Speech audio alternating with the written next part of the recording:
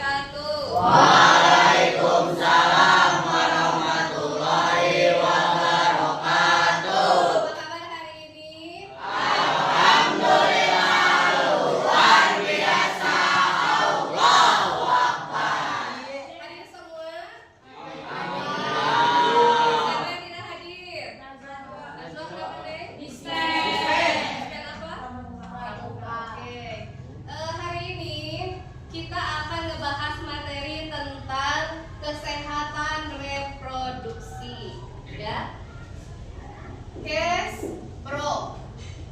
Apa itu Cash Pro? Kesehatan reproduksi. Reproduksi. Sehat secara apa? Jasmani. Yaitu kategorinya sehat secara mental dan sehat secara Pikiran. apa? Pikiran. Sosial. Sehat secara fisik itu fisiknya jarang sakit. Yang kedua, tidak mudah lesu-leles. Yang ketiga, normal. Apanya? Badannya. Tuh ya, sehat secara fisik. Yang kedua, sehat secara mental. Apa itu? Dapat mengelola pikiran, emosi, mengatur emosi, berpikir terlebih dahulu sebelum bertindak. Sehat secara sosial. Berinteraksi. Normal kumaha mudah untuk berinteraksi, ya, bersosialisasi atau berhubungan dengan teman itu secara Baik. Itu ya. Oke. Yang kedua, Cash Pro itu kenapa harus disampaikan ke usia kalian? Karena Cash Pro itu ternyata yang berhubungan dengan remaja itu usianya berapa? 15. Dari berapa? Dari usia berapa? Dari berapa nih? 9-17. Tapi menurut Kementerian Kesehatan, sehat Cash Pro itu kesehatan reproduksi itu remaja itu rentangnya dari usia 10 tahun sampai 18 Tahun. Remaja awal, remaja tengah, dan remaja Akhir. Ada awal, ada tengah, ada Akhir. Nah, kira-kira kalian masuk yang mana? Akhir. Kalian usianya berapa? 16. 16. Nah, 16 ke sini atau dari sini nih bisa jadi tengah atau akhir. Perpindahan dari anak-anak ke remaja itu ngaruh dari kesehatan reproduksi. Ya, jadi tujuannya apa? Biar kita mengenali batasan tubuh kita, biar kita mengenali tanggung jawab diri kita, biar kita menghargai orang lain. Nah, di sini, oke, yang selanjutnya. Apa sih Bu perubahan yang terjadi di sini? Tadi perubahan secara fisik. Laki-laki, coba laki-laki. Ketika ini, usia ini, kesehatan reproduksi laki-laki masa pubertas itu yang berubah apa secara fisik? Suara. Betul, suara. Yang kedua? Tumbuhnya bulu. Nah, betul. Tumbuhnya bulu di mana? Di kaki ya, sama di kelamin. Ya. Ya, dikerja kaki ke kelamin. Tumbuhnya rambut halus. Halus kan? Ya. Yang kedua apa lagi? Jakun, betul. Apa lagi? Kumis. Ya, kumis juga. Oke, selain itu laki-laki. Ya, laki-laki Ya. apa yang berubah? Suaranya. Ya, itu suaranya salah satunya tadi sudah. Apa lagi?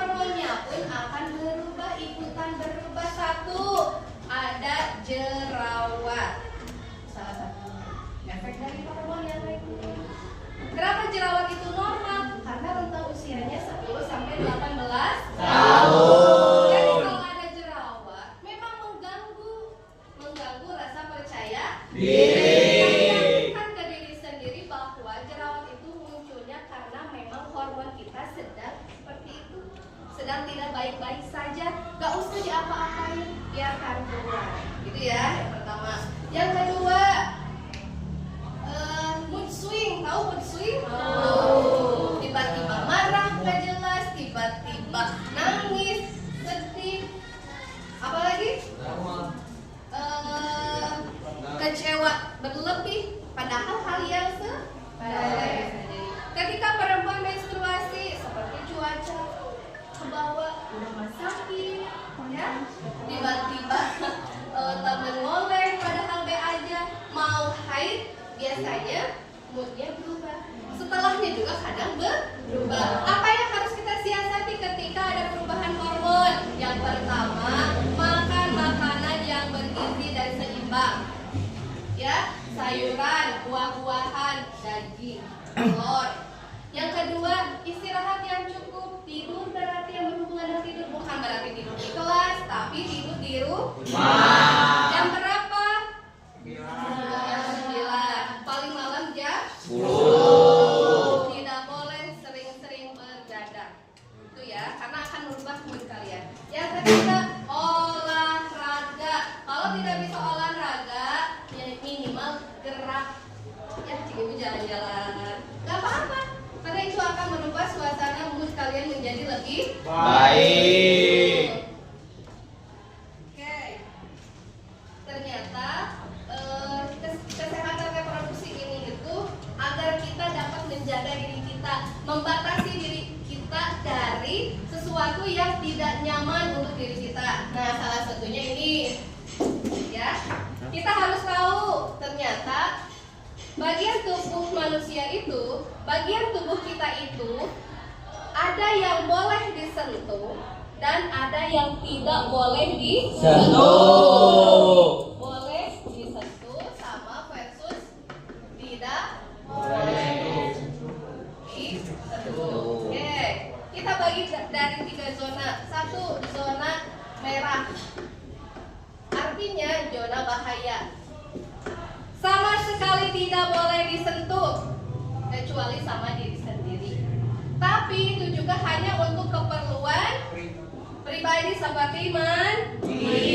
Terus cek kesehatan atau untuk membersihkan. Ya. Kalau lama-lama di situ tumbuh fantasi itu ya. Yang kedua, zona kuning. Artinya boleh disentuh tapi harus izin. Jadi ini kan berhubungan dengan privasi dan perizinan. Siapa yang boleh menyentuh? Misalkan sini A. Kamu sini nih, satu lagi yang mau. Nah, ini ya. Kita tes mereka seberapa paham mereka mengenai bagian yang boleh disentuh dan tidak boleh disentuh. Silakan.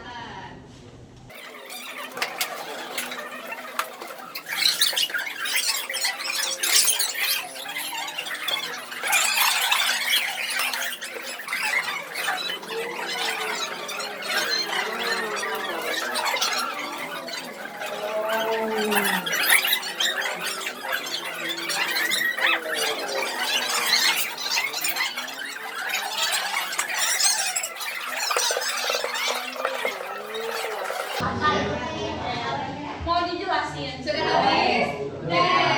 Silakan kalian jelaskan zona merah atau pink itu apa, zona kuning itu apa, dan zona hijau itu apa, dan kenapa di situ?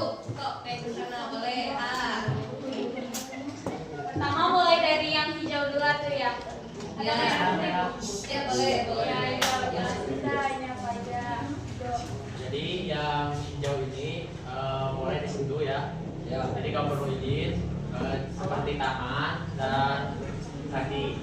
Terus zona kuning, zona yang boleh disentuh tapi harus izin dulu, seperti kepala kalau lulus kan harus izin dulu. Terus bahu kalau kita lagi nangis dilus-lus kayak gini. Terus sama lainnya kalau misalnya ada sesuatu lainnya pasti kan izin dulu buat ininya. Sekarang yang merah sama kelihatan. Nah kalau misalkan zona merah ini zona yang memang benar-benar harus dihindari banget untuk disentuh orang lain tanpa sepengetahuan kita. Contohnya yang pertama seperti bagian bawah kaki kita, terus bagian alat kelamin, bagian ini, terus ya payudara, bagian belakang atau punggung ya, ini, pinggul ya, terus mulut, terus udah. Setuju tidak? Setuju. Betul apa tidak? Betul nggak? Betul. Kita beri tepuk tangan.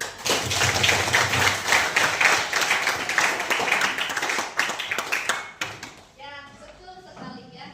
Area mulut juga tidak boleh disentuh. Kenapa?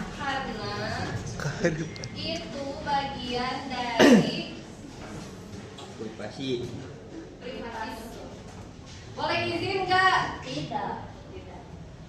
Tidak. Itu udah jelas ya. Nah, terima kasih ya. Memang sangat sudah jelas banget kalian berarti sudah paham area yang boleh dan tidak boleh. Sekalipun bercanda. Nggak boleh keplak-kepluk. Kalau keplak-kepluk, nah itu nggak boleh. Termasuk ke anak kecil, ke anak kecil yang mau apa ya? Orang lain layak, terutama orang lain yang sudah jalan. Ini lucu. Nah, nggak boleh ya. Makanya cium-cium bibir anak orang lain itu juga tidak boleh. Itu tadi ketika nangis karena dielus atau pundak, sabar ya gitu. Atau boleh aku peluk, Cukup. boleh aku besar gitu. Tapi kalau sudah meraba-raba dan kalian merasa tidak nyaman, artinya berarti itu zona yang tidak boleh disentuh. Ya, selanjutnya ada 4 prinsip penting buat kalian. Yang pertama, hak atas tubuh sendiri, artinya tadi zona merah itu. Ya, kecuali kalau yang zona merah itu kalian sedang cek kesehatan. Boleh disentuh, boleh, tapi harus izin dan harus didampingi. Jadi kalaupun ke rumah sakit kalian ngecek kesehatan, ada merasa hal-hal yang tidak nyaman dalam tubuh kalian, terutama di zona merah itu, kalian harus didampingi sama orang tua dan harus di tempat yang terang, nggak boleh di tempat yang gelap. Gitu ya, yang pertama. Yang kedua, rahasia buruk dan rahasia baik. Buruk, baik. Rahasia buruk baik itu apa? Misalkan ketika seseorang menyentuh bagian zona merah, ya, zona merah kalian, lalu orang itu bilang jangan bilang siapapun, itu artinya tandanya Buruk. bahaya. Apa yang harus dilakukan? Lapor, cerita, curhat, gitu ya. Mungkin kalian suka scroll TikTok, IG, ada beberapa kasus pelecehan yang dilakukan oleh ayah kandung terhadap anaknya, ya. Itu karena memang tidak dikasih tahu batasan-batasan seperti ini, atau ada rasa takut karena memang yang melakukannya orang terdekat. Nah, justru hati-hati sama orang-orang yang terdekat yang sudah tahu bagian area tubuh kita, ya. Makanya laki-laki dan perempuan kawannya harus dipisah. Nah, perempuan pun sama harus dipisah. Tidak boleh dalam satu selimut, walaupun sesama jenis kelamin tidak boleh. Oke, selanjutnya katakan tidak. Enggak boleh. Itu boleh dikatakan. Nggak mau, nggak nyaman, gitu ya. Jadi kalau disentuh, walaupun tadi izin, boleh nggak aku pelukin? Nggak mau, jangan maksa. Kita harus menghargai walaupun boleh izin. Kecuali kalau kaliannya misal pacaran, itu sama-sama suka, sama-sama dilakukan dengan sadar. Tapi kalau seandainya kepaksa, berarti itu tanpa persetujuan. Boleh kalian melaporkan siapa? Ke orang yang lebih dewasa. Atau nggak apa-apa curhat ke teman, tadi aku disentuh ini tapi aku nggak nyaman. ya. Jadi harus komunikasi. Itu ya. Pacaran itu boleh atau tidak? Tidak. Sebetulnya bukan masalah boleh atau tidaknya. Tapi yang pertama, kalian siap enggak secara emosi? Kayak apa saya di kelas teh? Di WA. Ya? Terus di mana lagi? Di medsos. Balikan lagi. Jadi emosi teh masih naik turun. Tanggung jawab enggak sama emosi kalian? Ya, jadi pacaran itu bukan masalah boleh atau tidaknya, tapi masalah tanggung jawab, masalah emosi. Ya. Kalau emosinya misalkan menggebu-gebu lagi seneng bangetnya, happy banget gitu kan. Gak ngeliat di jalan teh ada orang di warung nongkrong deh, asa milik berdua. Itu artinya secara emosinya belum siap. Pas putus ya, cemburu berarti yang boleh pacaran itu orang yang sudah Siap. menikah atau siap. Kalau seandainya belajarnya jadi turun, berarti tidak siap. Atau jadi abang-abangkan terkuku, jadi lebih mendengarkan pacar daripada orang tua, lebih mendengarkan pacar daripada teman, lebih mendengarkan pacar daripada guru. Oh udah, itu nggak sehat. Ya? Iya ibu. Bisa dipahami? Bisa. Oke, kita selanjutnya bagaimana cara kita menjaga kesehatan reproduksi kita. Yang pertama, kita harus menjaga kesehatan secara fisik, yaitu menjaga kebersihan. Mandi berapa kali? 2 kali sehari. Bukan 2 kali seminggu, bukan 2 kali sebulan. Karena salah satu orang yang depresi itu dia tidak akan mandi, takut air. Ya, itu yang pertama. Yang kedua, ganti dalaman. Sama, ya. Kalau sudah tidak nyaman, ganti. Termasuk ketika kalian menstruasi yang perempuan. Kalau sudah penuh, cepat ganti. Kalau sudah tidak nyaman, cepat ganti. Kalau sudah sarawet, sudah tidak layak dipakai, dibuang.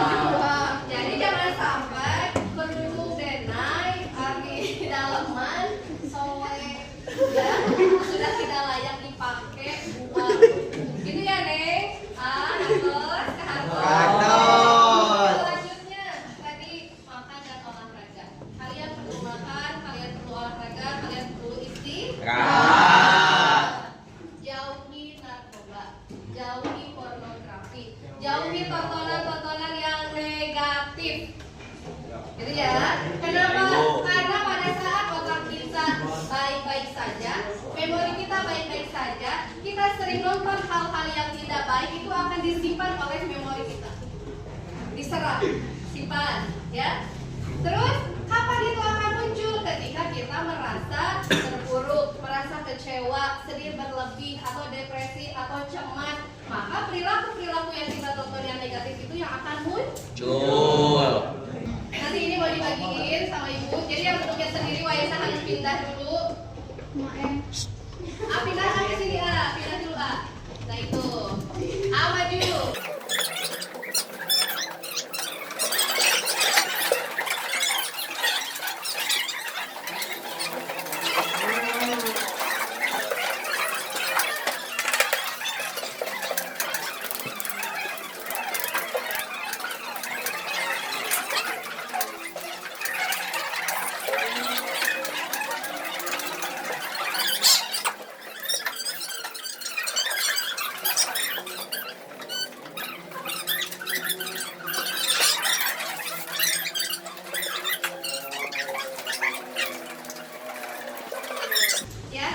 Tidak boleh sama kata-katanya, itu memangga terserah.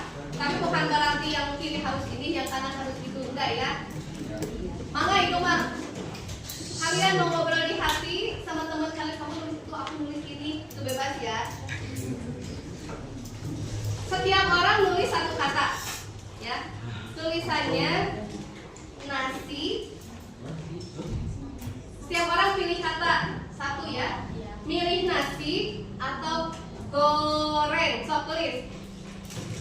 itu pilih nasi atau goreng.